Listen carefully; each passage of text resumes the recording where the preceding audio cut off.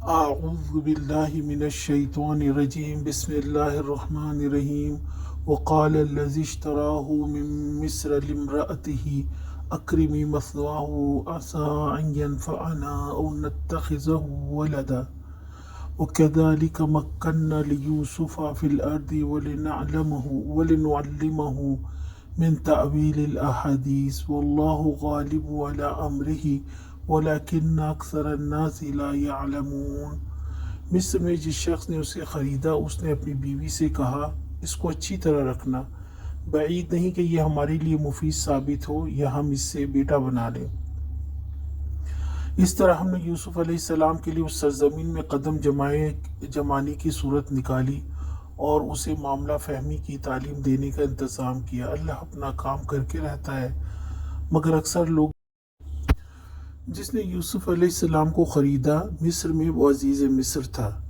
عزیز کے معنی مصر میں بادشاہ یا وزیر تھا یا وہ وزیر خزانہ بھی تھا۔ 3 لوگ بہت فراست والے گزرے ہیں اس دنیا میں۔ فراست کا مطلب گہری سمجھ بوجھ والے۔ ان میں ایک عزیز مصر تھا، انسان کو دیکھتے ہی اس کی خوبی کا اندازہ کر لیتا۔ دوسری وہ لڑکی بنت شعیب جس نے موسیٰ علیہ السلام کو پہلی نظر میں جانچ لیا تھا اور باپ سے کہا اس کو اجرت پر رکھ لیں، امین ہے۔ تیسرے ابو بکر صدیق رضی اللہ تعالیٰ عنہ تھے جو ایمان لانے سے لے کر عمر کے آخری حصے تک فراست پہ رہے۔ اسی طرح ہر انسان کے اندر کچھ نہ کچھ فراست ہوتی ہے مگر بات صرف استعمال کی ہے۔ انسان خود کو کتنا جانتا ہے اور ارد گرد پر کتنی گہری نظر رکھتا ہے۔ عزیز مصر نے تاکید کی اپنی بیوی کو اکرمی، یعنی اس کو باعزت طریقے سے پالو رکھو، خیال رکھنا، اس سے عام بچوں یا غلاموں کا سا سلوک نہ کرنا۔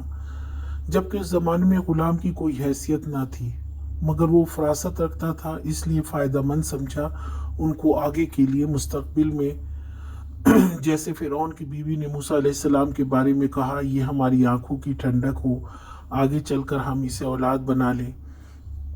یہی الفاظ عزیز مصر نے کہا۔ بچے کو لینے والے دونوں ہی خاندان بے اولاد تھے اور دونوں ہی بچے آگے چل کر نبی بنے۔ اللہ سبحانہ وتعالیٰ نے ان کو نبوت کے ساتھ معاملہ فہم بھی بنایا اور حکمت بھی دی، بات کی تہ تک پہنچنے کا علم سکھایا۔ کتابوں کے مطالعے سے علم تو آ سکتا ہے مگر حکمت نہیں۔ حکمت مشکلات، تجربات اور آزمائش سے ملتی ہے،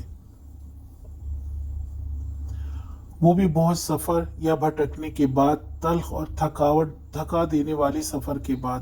اللہ تعالیٰ نے ان کو یوسف علیہ السلام کو وہ علم اور حکمت عطا کی جو عام لوگوں کے پاس نہیں تھی۔ انہوں نے جو کچھ بھائیوں کے رویے اور مصر میں غلامی سے سیکھا وہ باپ کی شفقت میں نہیں سیکھ سکتے تھے، لہٰذا یہ اللہ تعالیٰ کی سنت ہے، اس کا طریقہ ہے علم و حکمت سکھانے کا۔ آج کا سوال، فراست کسے کہتے ہیں؟